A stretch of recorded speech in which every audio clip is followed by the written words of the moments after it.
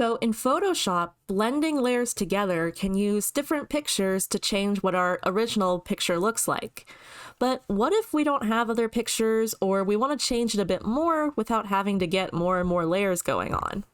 We can use something called adjustment layers. So the adjustment layer button is going to be a black and white circle, so it's half black, half white. It'll be right next to your layer mask button.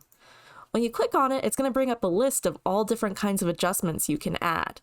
So for example, hue/saturation, it can make your image more saturated or more colorful, or it can shift the color around. Or invert, it would turn all your colors into the opposites. There's a lot of different adjustment layers that we can mess with, but let's try out hue saturation for now. What this does is it's going to make a new layer, but instead of having its own image on it, you can see it has a little symbol for its thumbnail instead. So on the right side of our screen, in the middle area here, there's our properties panel with all these colorful sliders. If I click and drag them, you can see that it changes what my picture looks like. So I can go in and I can make all of my pictures green, for example. So I'm going to do that to try to make them feel like all one bigger color scheme together later on. And you can experiment with this as much as you like. Try out different adjustment layers and see how they look too.